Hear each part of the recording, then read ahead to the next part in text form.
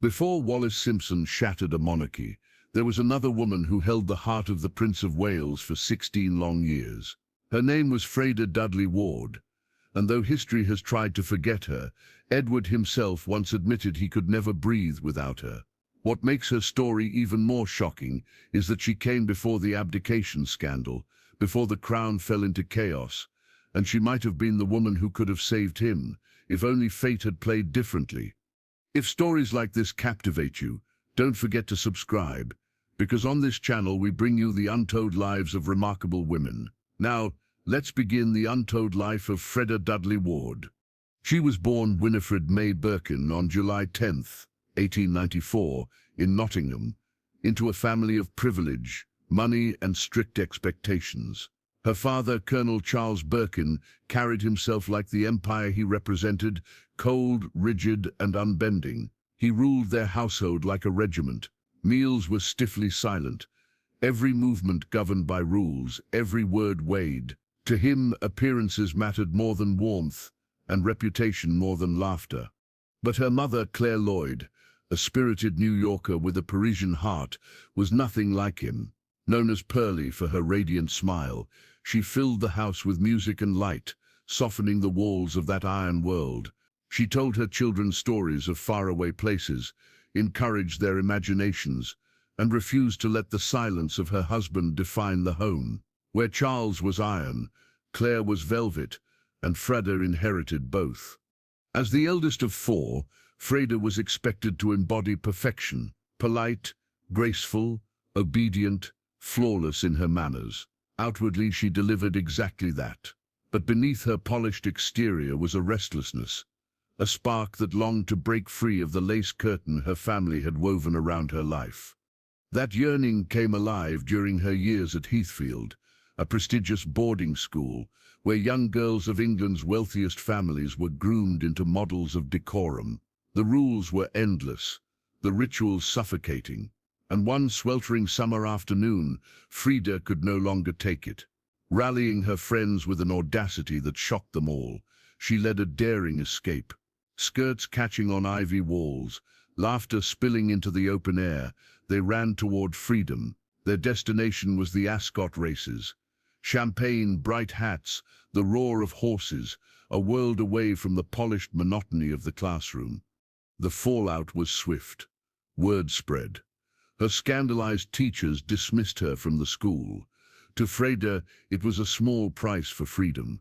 To her father, it was nothing short of disgrace. Desperate to contain the scandal, the Birkins decided to send her across the Atlantic to New York, into the protective circle of her mother's family. But exile became a gift.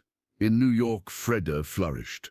At every gathering, she was magnetic, witty, sparkling, impossible to ignore. Admirers followed her laughter like moths to a flame. Yet even there, in glittering ballrooms and crowded dinners, she was restless. Charm alone wasn't enough. She wanted more than applause. She wanted a life. In 1912, fate intervened aboard the RMS Morania. On deck, the sea air wild around her. She was approached by three men, Tommy Edgar Robarts, F.E. Smith, and William Dudley Ward. One, with a mischievous grin, plucked the novel from her hands and tossed it into the waves, declaring it unworthy of her brilliance. Instead of outrage, Freda laughed, a laugh rich, bold, and utterly disarming. It was in that moment William Dudley Ward, 16 years her senior and already a rising star in Parliament, fell under her spell. For Freda, Dudley represented something more than a suitor. He was powerful, connected, and ambitious. Yet he was also captivated, not by her beauty alone, but by her fire, her defiance of expectation. A year later, just before her 19th birthday, she married him in one of London's grandest ceremonies. At St. Margaret's Sayers, Westminster, she walked the aisle draped in silver embroidery and a veil pinned with orange blossoms, dazzling London society with her youth and grace. The reception glittered with champagne and music. Freda had entered the heart of the British establishment, and she wore her new title, Mrs. William Dudley Ward, like a crown. The early years of their marriage were a whirl of politics and high society. Their home became a gathering place for London's elite. Politicians, aristocrats, actors, all drawn to Freda's vivacious energy. She wasn't just a politician's wife. She was the life of every room she entered. In 1914, she gave birth to her first daughter, Penelope, Pimmy, to those who loved her. 2 years later came Angela, called Angie. Freda, unlike many aristocratic mothers of her era who left child-rearing to nannies, kept her daughters close. They danced at fêtes, appeared in society magazines, and grew up in a home where their mother was both their anchor and their brightest star. During the war years, Dudley served in intelligence, consumed by duty. Freda threw herself into charitable causes, bazaars for churches, relief efforts for families of soldiers. Outwardly, she was the model wife and mother, tireless and graceful, even as air raid sirens screamed through London nights. But cracks had already begun to form.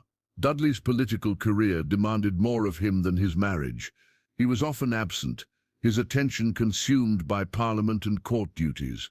Freda, meanwhile, thrived on life, on energy, on the intoxicating rhythm of attention. Their union, once glittering with promise, began to feel like a cage. And then came the night that changed everything.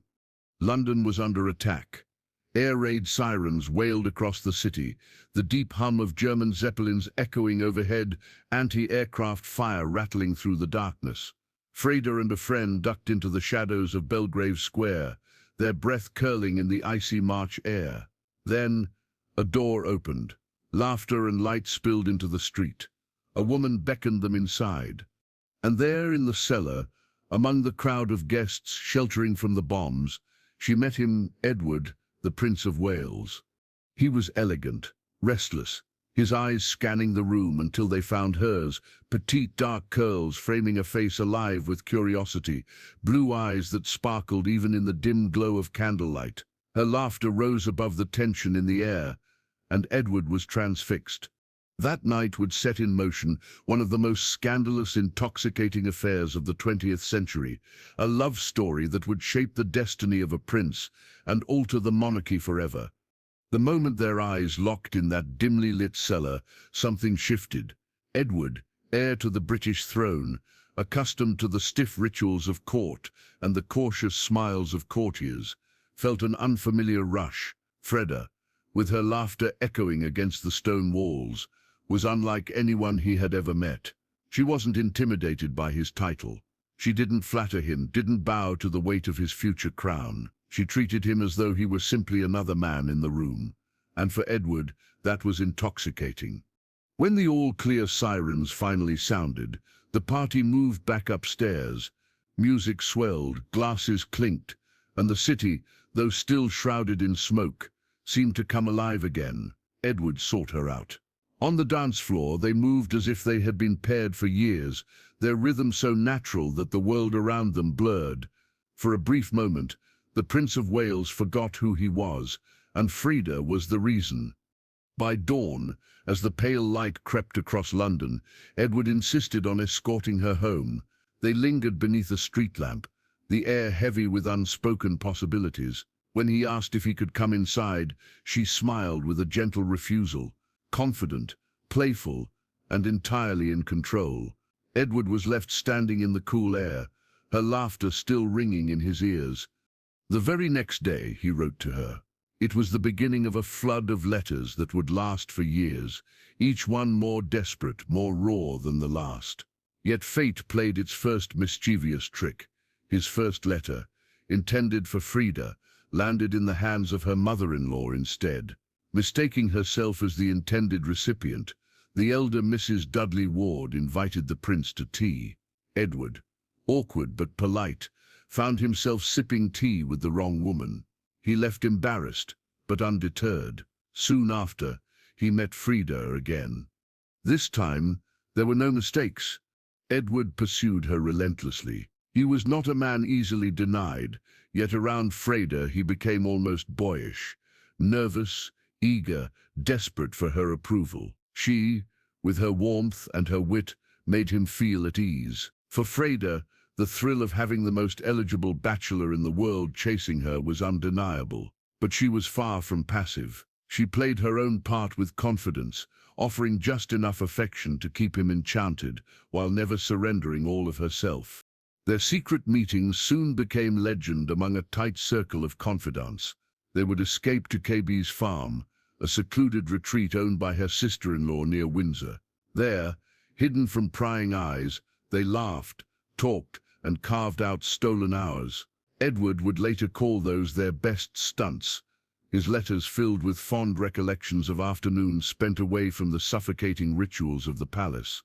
But war had no patience for romance. In March 1918, as the German offensive pressed forward, Edward was recalled to duty. His leave cancelled, he was sent back to Italy at his father's command. For Edward, the separation was agony. Alone in foreign barracks, he poured his longing into letters scribbled in pencil, filled with spelling mistakes and clumsy phrasing, imperfections that only revealed how deeply he felt. In them, he confessed he could not sleep without her photograph by his side, how he dabbed his handkerchief with her perfume so he could breathe her presence even when thousands of miles away. He called her Mummy, signed himself, "Your little David," and confessed that without her, he felt like a child adrift in the dark. For Freda, the letters were both touching and overwhelming. She adored him, yes, but she also understood the imbalance. Edward's need was bottomless. She was his confidant, his anchor, the one person before whom he could be vulnerable. But Freda also valued her independence.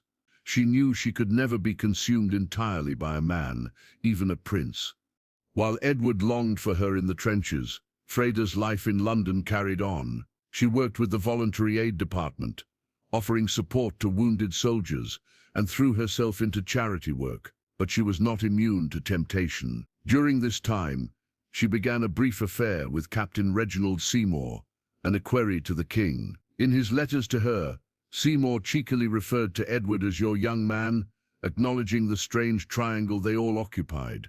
Edward himself confessed to flirtations of his own, including a dangerous entanglement with a French courtesan named Maggie Miller, a woman who would later become infamous for shooting her husband dead in a London hotel. The scandal nearly destroyed him, and even though the incriminating letters were quietly destroyed by the Crown, the shadow of that affair lingered. Yet despite these betrayals, Edward always returned to Freda, groveling at her feet, begging forgiveness, and remarkably, Freda forgave. To her, these little amusements, as she called them, did not threaten what they shared. Her calm detachment only drew Edward deeper, binding him tighter to her. Theirs was not merely an affair of the flesh. In his letters, Edward poured out the burdens of his soul, his hatred for the suffocating rituals of Windsor Castle, his despair over the monarchy's traditions, his longing for a life that felt real. This prison, he called it, that court life, beloved, it's going to hasten the end. People won't stand it anymore. For Edward, Freda represented freedom. In her company, he was no longer the heir to the throne, but simply a man who could laugh, complain, and be loved without pretense.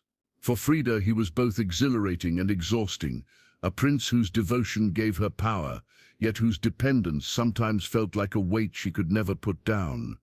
In September 1918, the Dudley Wards received an invitation to Windsor Castle, an honor reserved for the most trusted members of society. Freda dined with the king and queen themselves, unaware that her clandestine romance was already raising whispers among the court. George Vive, stiff and formal, found her charming but dismissed her as the lace-maker's daughter, a thinly veiled jab at her family's industrial background. It was a reminder that no matter how beloved Freda became in society, she would never be considered suitable for a future king. But Edward didn't care. In fact, he only fell deeper. Soon Freda became a fixture in his private life. He slipped away from Windsor Castle at night, pedaling his bicycle through quiet country lanes just to see her. By daybreak, he would return, exhausted but blissfully alive. Their circle of friends grew to include Sheila Loughborough, unhappily married to Freda's cousin, and Edward's brother Bertie, the shy, reluctant royal who would one day become George VI.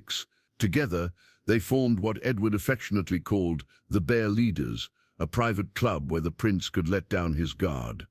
But the secrecy could not last forever. As London's nightlife roared back after the war, Freda and Edward became bolder. They danced the Charleston at smoky nightclubs, mingled with Winston Churchill and Tallulah Bankhead, and turned the Embassy Club into their stage. Whispers swirled. To many they seemed like husband and wife already. Yet beneath the glamour, cracks widened. Dudley Ward tolerated the affair in silence, but his political career suffered. Divorce was unthinkable. It would have destroyed him and ruined Freda. Instead, they lived in quiet separation, keeping up appearances while moving further apart. And then came the tour. To silence the rumors and keep Edward occupied, the King and Queen sent him abroad. On the eve of his departure, he and Freda exchanged tokens, small spider charms that became their secret symbol. As the ship pulled away, Edward wrote to her, "Both I and my spider are crying." It was a farewell filled with longing, but also with foreboding. For no matter how tightly they clung to one another, the weight of the crown and the shadows of others waiting in the wings would not be kept at bay forever. The ocean could not quiet Edward's longing. From aboard HMS Renown, as he sailed away on the long royal tour meant to distract him, he filled page after page with desperate letters to Freda. The Prince of Wales, idolized across the empire, adored by crowds who hailed him as their golden hope, was in truth a lonely man with a pen trembling in his hands. His words, scribbled in haste, read not like the polished statements of a future king, but like the ramblings of a young boy terrified of losing the only person who understood him. He begged for reassurance, called himself her puppy, her little David, pleaded that she not forget him. He confessed his loathing for official ceremonies, for endless dinners where colonial governors and generals fawned over him. "I want to be an ordinary person," he wrote. "I want to be with you." Freda, back in London, read his letters with mixed emotions. She loved him, yes, but she also knew that Edward's world was not one she could ever fully belong to. She was married, a mother of 2 daughters, a woman who valued independence as much as passion. His obsession was thrilling, but it was also dangerous. Meanwhile, London society buzzed. Whispers about the prince's infatuation grew louder. In the drawing rooms of Mayfair and the corridors of Buckingham Palace, Freda's name was spoken in scandalous tones. King George V, who prided himself on upholding tradition, sneered at her as the lacemaker's daughter. To him, she was a threat not only to his son's reputation, but to the very image of the monarchy. Yet Edward refused to let go. On his travels, he carried her photograph in a worn leather frame, kept her perfume on his handkerchief, and confessed to his companions that he longed only for Freda. His courtiers worried. They saw in him not a strong heir to the throne, but a man weakened by dependence, incapable of making decisions without her voice in his ear. Back in England, Freda was carving her own place. While Dudley buried himself in politics, she became a hostess of rare magnetism. Her home on Cumberland Terrace was alive with music, conversation, and charm. Politicians, aristocrats, and artists gathered there, but no guest mattered more than Edward. He would slip away from York House, his official residence, and spend hours at Freda's side. "I only feel at home here," he confessed to her one night, words that revealed far more than he realized. For Freda, the affair was not just romance, it was influence. Edward listened to her as he listened to no one else. She spoke to him of the hardship she saw in Dudley's constituency, of the wounded soldiers and struggling families left behind after the war. Edward, moved by her compassion, began to take an interest in social reform, something the royal family had never encouraged. She was shaping him, guiding his vision, turning his gaze beyond the walls of Windsor. But passion rarely exists in a vacuum. Edward was not her only admirer. Among Freda's closest friends was Michael Herbert, a charming banker from an aristocratic family, whose sister had married into the Vanderbilt dynasty. Michael was witty, handsome, and vulnerable, and he fell deeply, hopelessly in love with Freda. Their relationship, tender but intense, ran alongside her affair with Edward, complicating her already entangled life. Edward hated Michael with a fury he could hardly contain. "That man makes me angry, sweetheart," he wrote to Freda, his jealousy spilling onto the page. Michael, equally consumed, poured out his fears in his own letters, admitting he could not bear to lose her. To both men, Freda was the center of the universe. To Freda, they were pieces of a world she had built for herself, a world thrilling, intoxicating, and impossibly dangerous. The strain began to show. Edward's devotion bordered on obsession. He begged Freda to be cruel to him, confessed that without her discipline he grew spoiled and soft. His neediness frightened even his closest friends. Duff Cooper, a rising star in politics, remarked after tea with the pair that Freda had a gift. She made Edward shine, always putting him at ease, always revealing his best side. But privately, others worried that his dependence on her was unhealthy. In 1919 and 1920, the whispers turned to open gossip. The King and Queen grew alarmed. They could not allow the Prince of Wales to appear enslaved to a married woman of middle-class origin. Their solution was as ruthless as it was calculated. Edward would be sent abroad again on a series of exhausting royal tours, designed to separate him from Freda and remind him of his duty. Edward wept the night he left her. To a cousin, Lord Mountbatten, he confessed that leaving Freda was like tearing out his heart. On board the ship, he covered his cabin walls with her photographs, read and reread her letters, and declared to anyone who would listen that he was a married man in all but name. But time and distance are dangerous companions. In Canada, in Australia, in India, he found himself surrounded by admirers. Women threw themselves at him, desperate for a touch, a glance, a smile. He played the role expected of him, the charming bachelor prince. But in his letters to Freda, he railed against the emptiness. "All the cheers, the gifts, the adoration, they mean nothing," he wrote. "I only want you." Freda, ever practical, reminded him that he could never escape his destiny. He was born to be king, and no matter how fervently he longed to be ordinary, the crown was his burden. Yet even she could not fully believe her own words. For the longer the affair went on, the clearer it became Edward's devotion to Freda was not a passing passion. It was the defining relationship of his life. Still, she tried to maintain balance. She was devoted to her daughters, Pimmy and Angie, bringing them into her social world in a way few aristocratic mothers dared. Edward adored them too, playing the role of affectionate uncle. The girls called him Little Prince, and he never missed a birthday. For a man so often consumed by duty and despair, Freda's family offered him something he had never known, the warmth of a home. But the weight of scandal could not be ignored. The king's disapproval hardened, the queen's contempt deepened. Court gossip painted Freda as a manipulator, a distraction, a dangerous presence in the life of the future king. By 1920, the situation had become a crisis. The royal family demanded that Edward sever ties with her. Edward, of course, refused. "I will never marry another woman," he told her in one of his many letters. "You will always be mine." But promises, no matter how passionate, could not rewrite reality. The crown was immovable, the monarchy was unyielding, and Freda knew it. By the autumn of 1920, under immense pressure, she attempted to end it. For Edward, it was devastation. He bombarded her with letters, each one more desperate than the last. In one, he went so far as to write, "How marvelously divine if only we could die together. I'm just dippy to die with you, even if we can't live together." The words revealed the depth of his despair and the darkness that lay beneath his charm. For Freda, it was a warning.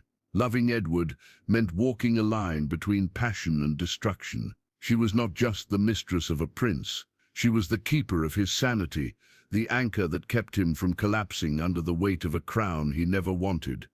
And yet, as much as she tried to resist, she could not let him go. By the end of that year, their affair resumed. The cycle of longing, separation, and reunion would continue, drawing them deeper into a web from which neither could escape. But history is unforgiving. The scandal was spreading, the royal family growing more desperate, and others, women with ambitions greater than Freda's, were waiting in the wings. By the early 1920s, the love affair between Freda Dudley Ward and the Prince of Wales had moved beyond whispers. It was no longer just a passing scandal whispered in Mayfair drawing rooms. It was the defining relationship of Edward's life. Every day he sent her letters, sometimes 2, sometimes 3. Pages filled with childish endearments, desperate pleas, and a devotion that bordered on obsession. He called himself her little slave, her puppy. He begged her to scold him, to be cruel to him, to treat him not as a prince, but as a man who needed discipline. In his words, you could see a man unraveling under the weight of expectation, clinging to Freda as his lifeline. He hated the palace, hated the endless routine of duty, and told her so with startling honesty. This prison, he called Windsor. The monotony, the courtiers, the silly traditions, they will hasten the end of it all. For Freda, these letters were a double-edged sword. On one hand, they proved her extraordinary influence over the most important man in Britain. She was not just a mistress. She was his confidant, his advisor, the only person before whom he laid himself bare. On the other hand, his need for her was overwhelming, consuming, at times even suffocating. She was a married woman, a mother of 2 young daughters, and yet the Prince of Wales demanded every piece of her. Meanwhile, society was watching. To the King and Queen, Freda was intolerable. Her background, her marriage, her presence in Edward's life, everything about her was a threat. They pressured Edward's younger brother Bertie to end his own scandalous affair, and they looked for every opportunity to separate Edward from Freda. Royal tours were arranged with exhausting precision, designed not only to keep Edward visible, but to keep him away from her. But Edward carried her with him wherever he went. On his travels, he covered his cabins with her photographs. He wept at night when her letters were delayed. He wrote to her from Canada, from Australia, from India, confessing that he loathed the adoration of crowds, that every cheer felt hollow because she was not there. I only want to be with you, he told her. All the gifts, all the smiles, they mean nothing without you. Freda, practical and grounded, often reminded him that his destiny was inescapable. He was born to be king. He could not run away from the crown.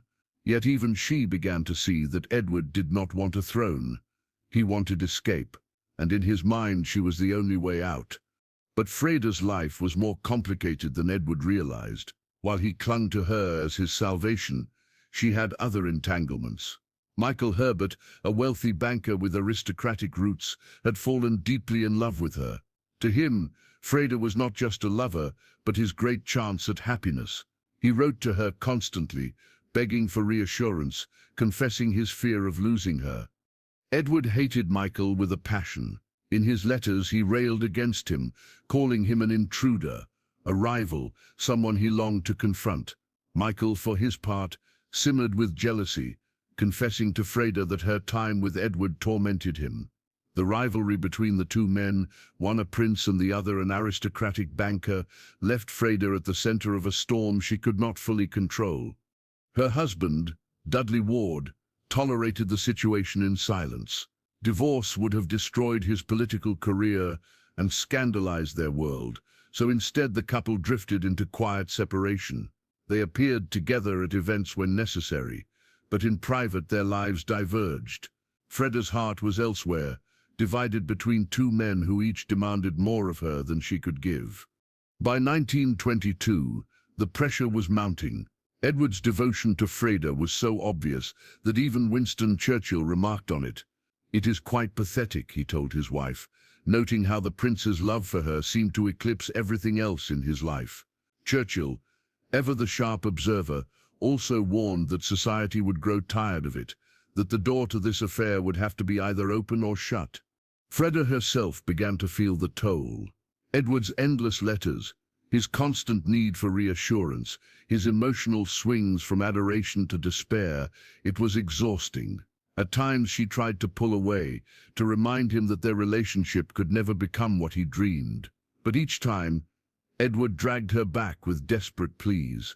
In one particularly dark letter, he fantasized about them dying together, as though death were the only escape from their impossible situation. And yet, for all the turbulence, their bond endured. Edward slipped away from the palace at night to see her. He refused invitations to events where she was not welcome. He carried her tokens, a little spider charm, a cross, photographs of her and her daughters, as though they were relics. His love for Freda was not a passing passion. It was his anchor, his rebellion, his way of defying a life he loathed. But Freda knew the truth. She knew she could never be queen. She knew she would always be the shadow at the edge of history, the woman before Wallis. And still, she stayed, perhaps out of love, perhaps out of compassion, perhaps because she too was caught in the spell of a man who was never meant to be king, and who clung to her as though she were the only thing keeping him alive. By the mid-1920s, others began to drift into Edward's orbit, women whose ambitions stretched further than Freda's. One of them was Audrey Dudley Coates, sharp-eyed and sharp-tongued, whose irreverent charm drew Edward's attention at a time when Freda was turning hers elsewhere. Another was Lady Thelma Furness, who would later hand Edward into the waiting arms of Wallis Simpson. But for now, in the early 1920s, Freda still reigned in his heart. Theirs was a love both passionate and impossible, a bond forged in secrecy and threatened by the crown itself. And as Edward clung tighter, as society whispered louder, Freda Dudley Ward walked a line no woman could tread forever, a line between devotion and destruction, between love and scandal, between the quiet safety of her daughters and the dangerous passion of a prince who might one day rule the world. By the mid-1920s, the affair that had once been whispered about behind lace fans and closed doors had become almost impossible to ignore. Everyone in Edward's world knew about Freda Dudley Ward. The courtiers knew, the royal household knew, even his parents, King George V and Queen Mary, knew, and they hated it. To them, Freda was not just unsuitable, she was dangerous. A married woman, a commoner, a mother, she embodied everything the monarchy feared in a royal mistress. It wasn't simply that she threatened to taint the image of the crown. It was that Edward loved her so much that he seemed incapable of doing anything else. He refused matches with princesses. He avoided aristocratic debutante. He brushed aside duty, all for Freda. The king, a stern man of iron discipline, despised Edward's behavior. To George V, being Prince of Wales was not about love, it was about sacrifice. The crown demanded everything, and in his son he saw none of that strength. Instead, he saw weakness, indulgence, rebellion. He told friends in private that Edward would never make a good king. He said Bertie, his quieter second son, was the one who had the stability to lead. But Edward did not care. He had no interest in the throne. He once confessed to Freda that he wished Bertie could have it instead. He wanted no part of the endless ceremonies, the empty speeches, the suffocating expectations. What he wanted was simple, to be with her. By now, Edward's letters to Freda had reached an almost feverish pitch. He called her, "My darling little angel, my only joy, my divine darling." He begged her never to leave him. He described himself as a child in her hands, helpless, dependent, and the tone of these letters grew darker. He fantasized about running away with her, about disappearing from Britain altogether, even about ending his life if she ever abandoned him. For Freda, the weight of his devotion was both intoxicating and suffocating. She adored him, there was no doubt of that. But she also had her own life, her own obligations. She was still married, still a mother, still navigating the complicated triangle of Edward and Michael Herbert. To the outside world, she carried herself with dignity, elegance, restraint. Inside, she was caught in a storm no woman could control. Edward, meanwhile, began to grow restless. His dependence on Freda was absolute, but his eyes were also wandering, not because he wanted to leave her, but because he craved distraction. Women like Audrey Coates and Thelma Furness began to move in and out of his orbit. He toyed with them, charmed them, but always came back to Freda, confessing to her that none of them mattered, none of them were her. And yet, cracks were forming. Freda had less time for him as her daughters grew older and her social obligations multiplied. She was weary of the endless drama, weary of the constant pressure. Sometimes she pulled away, only to be dragged back by his pleading. Other times she indulged his fantasy of running away, knowing full well that it would never happen. Behind the scenes, the establishment was tightening its grip. Palace officials tracked his movements, kept records of his liaisons, and quietly worked to distance him from Freda. They encouraged his flirtations with other women, hoping that one of them might replace her. They arranged tours, events, distractions, anything to keep him occupied. But none of it worked. He returned from every trip more desperate, more dependent, more in love. His friends began to worry. Winston Churchill, one of the few who had a soft spot for Edward, remarked that his obsession with Freda was a sadness. He saw in it the fragility of a man who was supposed to rule, but who was instead enslaved by his own heart. Freda herself felt the strain. Her letters to him were gentler, calmer, less fevered than his. She reminded him to rest, to eat, to think of his health. She offered him steadiness, while he offered her chaos. It was a balance that sustained them for years, until the balance began to tip. By the late 1920s, Edward's fascination with Freda began to compete with his growing taste for women, who challenged the establishment even more directly. Lady Thelma Furness, an American socialite with flair and confidence, entered the picture. Unlike Freda, who tempered his wildness with grounding, Thelma encouraged his rebellion. She was fun, daring, willing to step into the limelight in ways Freda never had. For Edward, this was thrilling. But even as he flirted with Thelma, he still clung to Freda in private. He still wrote to her, still called her his true love, still confessed that he could never survive without her. The tragedy was that Freda believed him, but she also knew better. She had seen the way he shifted, the way he craved attention, the way he leaned on women for support. She knew he was searching for something he might never find, and she feared that one day his search would take him away from her forever. The tension grew unbearable. Edward's letters became darker, his dependence heavier. Freda grew tired, and just as the 1930s began, a new woman stepped into his life, a woman whose name would eclipse Freda's forever, Wallis Simpson. But in this moment, as the 1920s closed, Freda Dudley Ward was still the center of Edward's universe. She was still the one he turned to in the middle of the night, still the one who steadied him when he threatened to collapse, still the one who held the heart of the man who would one day walk away from a crown. And though she could not know it then, Freda was living in the final years of her reign, the quiet, scandalous reign of a woman who was never meant to be queen, but who for a time ruled the Prince of Wales more completely than any monarch ever could. By the dawn of the 1930s, the atmosphere around Freda Dudley Ward had shifted. For over a decade she had been Edward's secret compass, the woman to whom he poured out his fears, his frustrations, and his love. But time has a way of bending even the strongest bonds, and theirs was beginning to fray.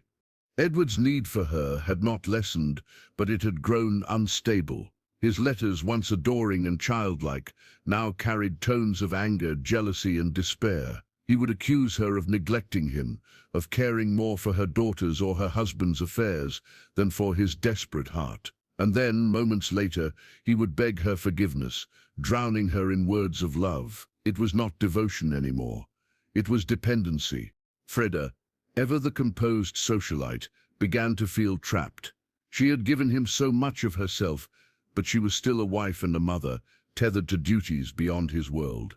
Edward's obsession had begun to seep into her daily life, making her feel as if she were living two realities, one as the steady English lady, admired in drawing rooms, and the other as the private savior of a prince who seemed incapable of saving himself. It was at this fragile moment that new women began to move closer to Edward. Lady Thelma Furness was the first serious rival, an American with charm and boldness, so different from Freda's restrained elegance. Unlike Freda, Thelma did not quiet Edward's storm, she encouraged it. Their affair was more public, more flamboyant, more reckless, and the palace officials, exhausted from years of trying to separate Edward from Freda, welcomed the distraction. For the first time, Freda felt herself slipping from the center of Edward's life. He still came back to her, still wrote to her, still told her she was the only woman he truly loved, but the edge was gone. She was no longer the thrill, no longer the rebellion. She had become the constant, and Edward was a man who could not live without disruption. It wounded her deeply, though she carried it with silence. Friends noticed that she no longer glowed as she once had. She attended fewer events. Her laugh seemed quieter. Even Michael Herbert, her husband, could see the shadow in her eyes. And though their marriage was long fractured, he must have understood the weight she carried, because he offered her a kind of distant respect. Then came the moment that would mark the beginning of the end. At a party in 1931, Edward was introduced to Thelma Furness's friend, another American, a woman from Baltimore named Wallis Simpson. It was an introduction Freda could not have known would change everything. At first, Wallis was nothing more than a curiosity. She was sharp-tongued, witty, unafraid to mock the prince. Where Freda soothed him, Wallis provoked him. Where Freda offered comfort, Wallis offered challenge. Edward, who had grown restless even with Thelma, was electrified by Wallis's defiance. She did not bend to him. She made him bend to her. Freda sensed the change before anyone spoke it aloud. His letters grew shorter, his visits less frequent. There was a new edge of secrecy in his words, a hesitation that had never been there before. For the first time in over a decade, she felt him pulling away, and the pain was sharper than she had ever imagined. She had given him her youth, her devotion, her loyalty, and now she felt herself becoming a chapter he was closing. To the world, she remained elegant, Freda Dudley Ward, admired and respected, but inside she was watching the unraveling of the love story that had defined her life. Edward, blinded by his hunger for something new, did not see the depth of her hurt. He only knew that Wallis made him feel alive in a way no one else had. And so, step by step, he drifted further, until Freda's place in his world was no longer assured. The woman who had once ruled the heart of the Prince of Wales was now facing the most terrifying reality of all, being forgotten. By the early 1930s, the tide had turned. Freda Dudley Ward, once the central figure in the emotional life of the Prince of Wales, found herself slowly fading into the background of a story she had once dominated. For more than 15 years, she had been his sanctuary, the woman who steadied him when his world seemed unbearable.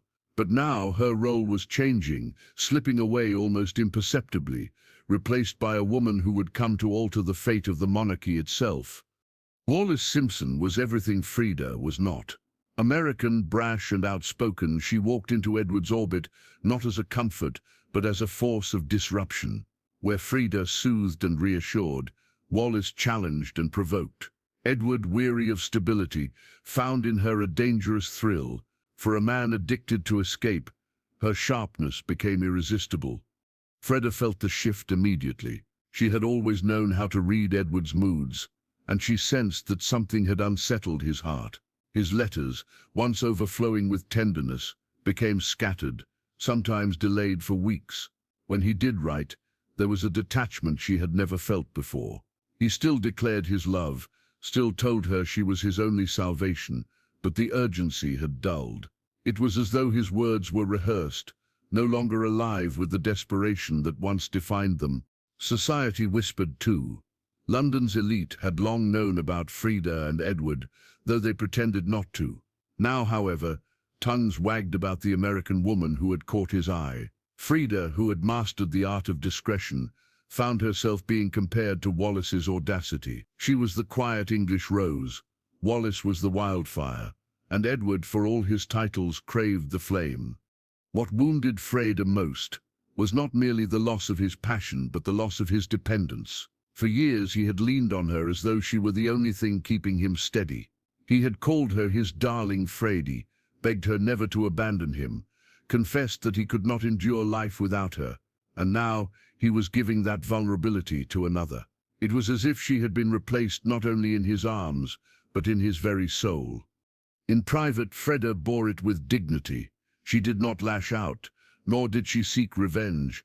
Friends noticed her silences growing longer, her laughter fading into something polite rather than joyful. She continued to appear at social gatherings, beautifully dressed and composed, but the light that once followed her seemed to dim. She had built her identity around being Edward's secret world, and now that world was being dismantled piece by piece.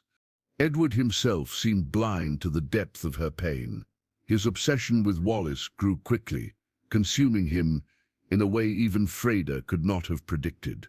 He began spending more time at Wallis's side, more evenings in her company, more weekends away. The palace, long troubled by his relationship with Freda, now had a new scandal to manage. Wallis was not only married, but she was twice divorced and American, the kind of woman the establishment would never accept as the companion of the future king.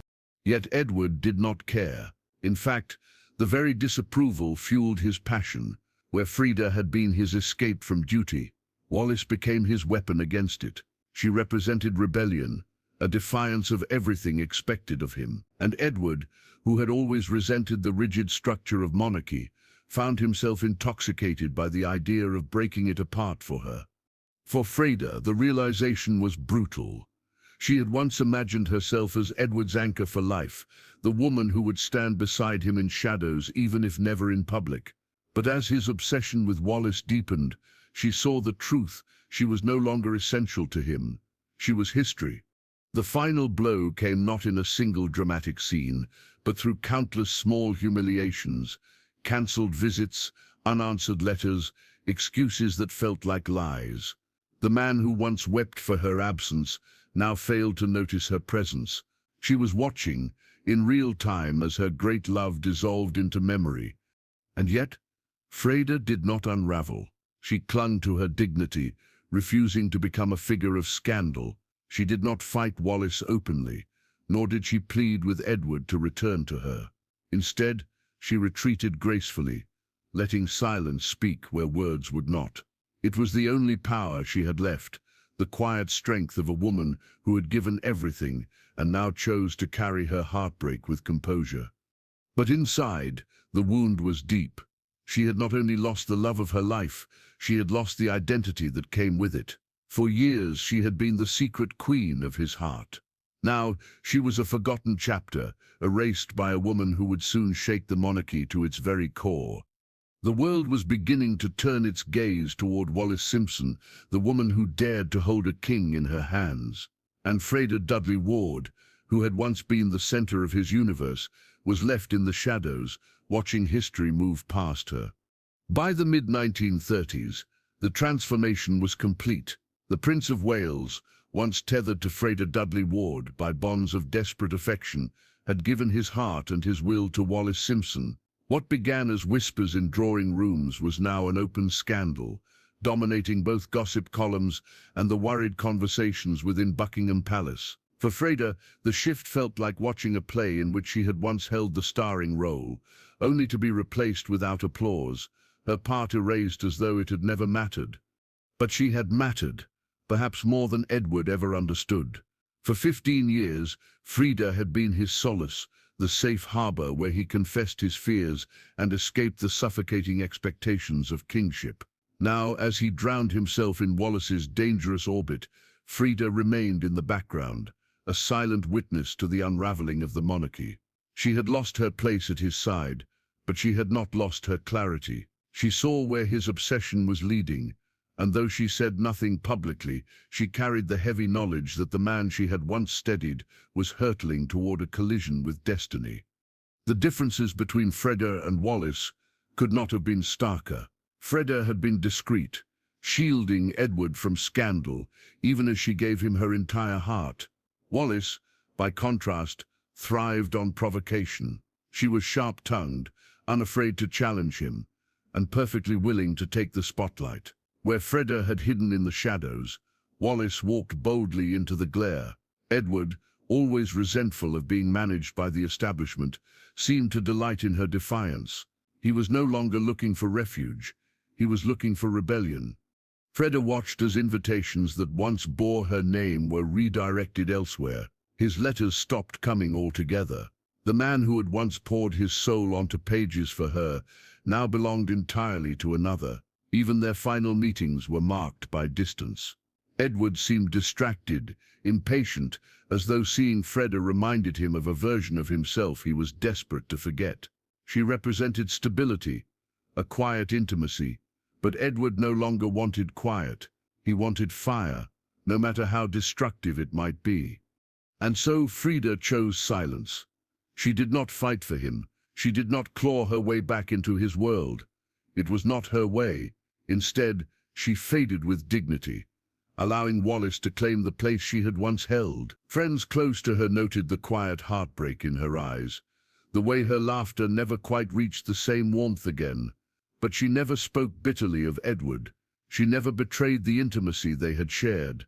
Even in loss, she protected him. Meanwhile, Edward's entanglement with Wallis was escalating into something the monarchy could not contain. The government, the church, even his own family stood in opposition. A king could not marry a twice-divorced American. To do so would invite crisis. And yet Edward was immovable. He had once told Freda that he could not live without her, and for a time she had believed it. Now he repeated the same words about Wallis, but this time he meant them with a reckless finality. For Freda, the irony was crushing. She had given him years of devotion, shielding him from the world's judgment, offering her love quietly and without scandal. Yet she had never been offered marriage, never been considered for the throne. Wallis, brash and unapologetic, was willing to defy everything, and Edward was prepared to defy the world for her. As the abdication crisis loomed, Freda found herself watching from afar. She was no longer part of the story, yet she had been the rehearsal for it. Edward had learned with her how to love against the rules, how to hide his true heart from public view. But with Wallis, there was no hiding.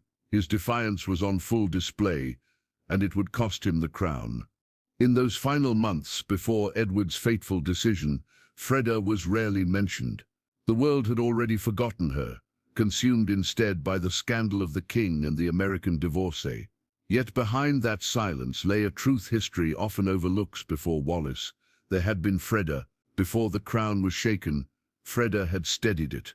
And though she had been cast aside, her shadow lingered over Edward's story, a reminder of the love that might have saved him if only he had chosen stability over fire. December 1936. The British Empire held its breath as the world learned what Freda Dudley Ward had long feared.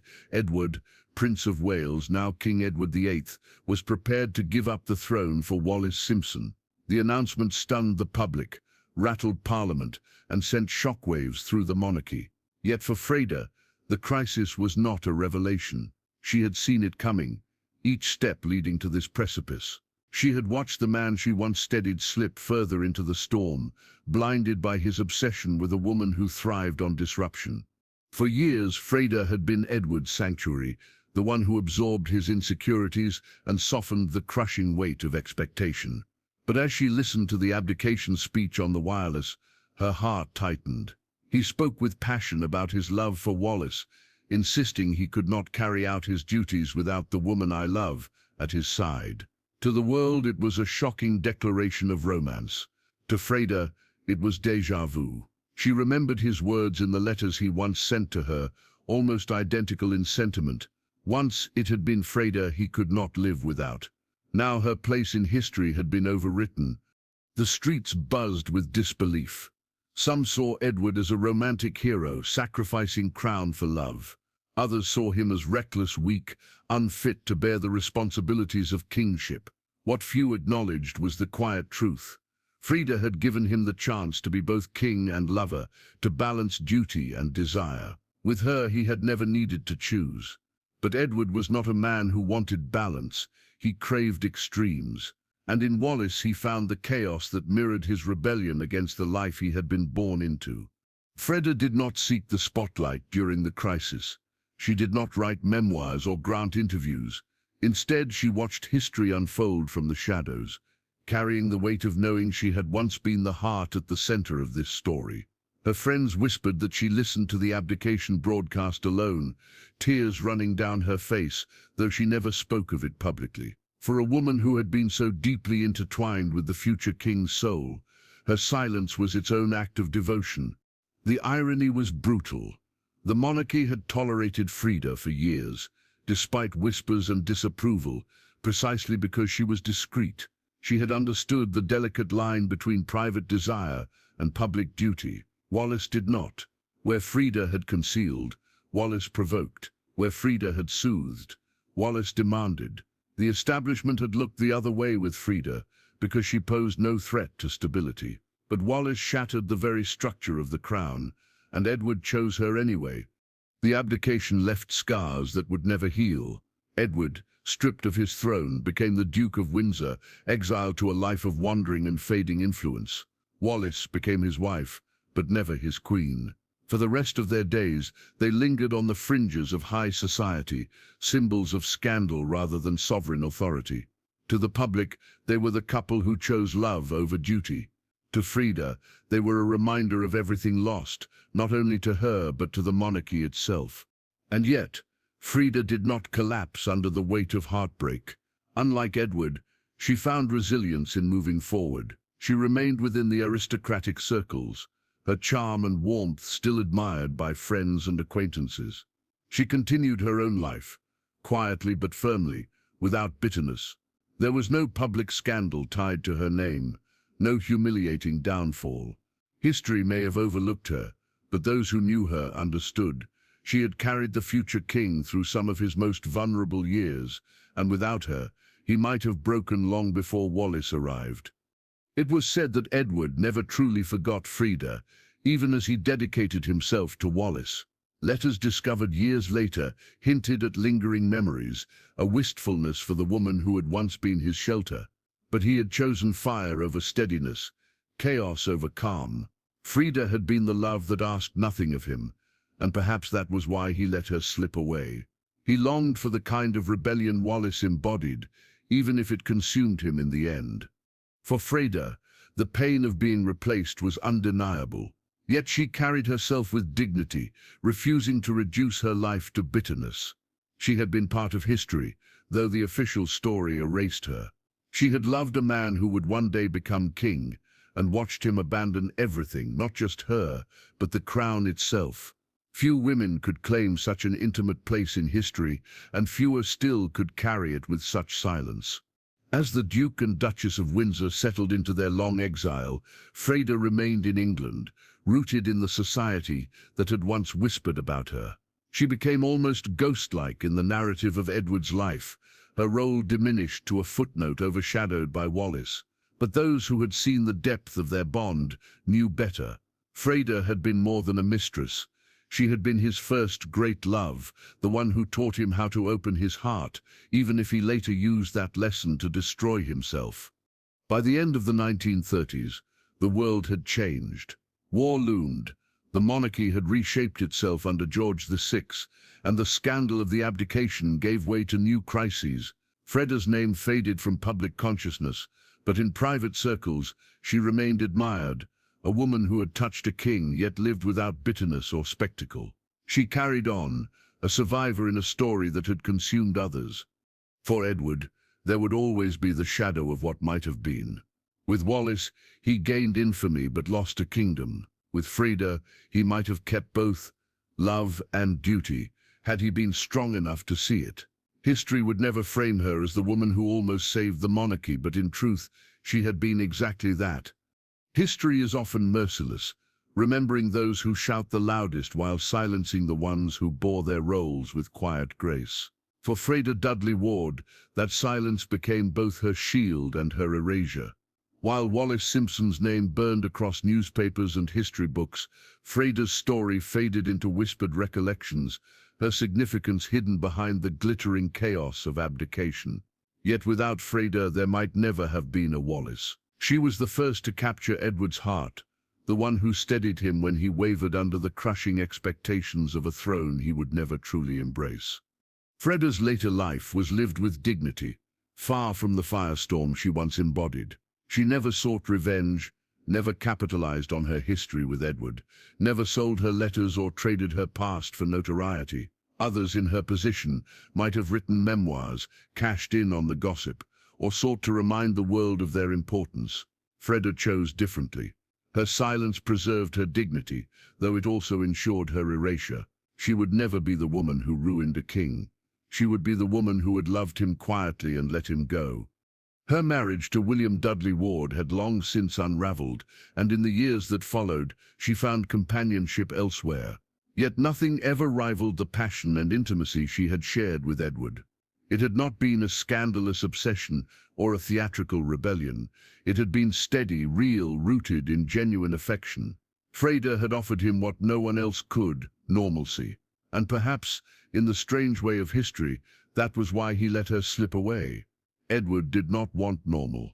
He wanted the fire that would eventually consume him. As the years passed, Freda's presence became ghost-like in the corridors of power. By the 1950s and 1960s, her name rarely appeared in society pages. She lived her life quietly, surrounded by family and friends, always elegant, always gracious. Those who remembered her spoke of her warmth, her laughter, the way she could light up a room without demanding it. She had been adored not only by Edward, but by the circle of friends who knew her as something more than a mistress. And yet, history had chosen its villain and its heroine. Wallis would forever be painted as the woman for whom a king gave up his crown. Freda would remain a footnote, unless you looked closer. If you did, you would see a woman who had been at the very heart of the story, the one who revealed Edward's true nature long before the world knew him as the king who couldn't bear his crown. She saw his weaknesses, soothed his restlessness, and loved him without destroying him. In that way, she was the opposite of Wallis, and perhaps the truest reflection of the life he might have led, had he chosen differently. The end of Freda's life came quietly. She passed away in 1983 at the age of 90, far removed from the palace whispers and royal scandals of her youth. She had lived long enough to see Edward and Wallis grow old in exile, their glamour dimmed, their legend tarnished by gossip and suspicion. She had outlived the fever of scandal and watched as history hardened into myth. And she left the world without bitterness, carrying her story silently to the grave. But silence is never the end.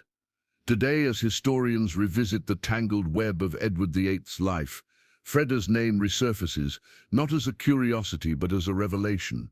She was the woman who shaped him before Wallis ever arrived, the one who gave the world a glimpse of the kind of king he might have been had he learned to balance love with duty.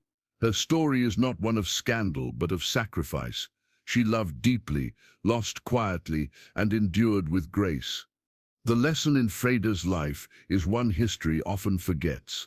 Sometimes it is not the woman who makes the loudest entrance that changes the course of destiny. Sometimes it is the one who quietly stood before her, shaping the man in ways the world never saw. Freda Dudley Ward may never be etched into the official record as more than a name, but for those who look beyond the headlines, she remains the true woman before Wallis. Her life reminds us that history is not only written by kings and queens, but also by the hearts they break along the way. And as the screen fades, consider this: behind every scandalous love story, there is another untold one, quieter but no less powerful. Freda Dudley Ward was that story, and now it is finally being told. So if you found yourself drawn into this hidden chapter of royal history, if you believe more people deserve to know about the woman before Wallis, don't forget to like this video, subscribe to the channel, and share it with others who love uncovering the truths history tried to bury. Because here, we tell the stories the world forgot.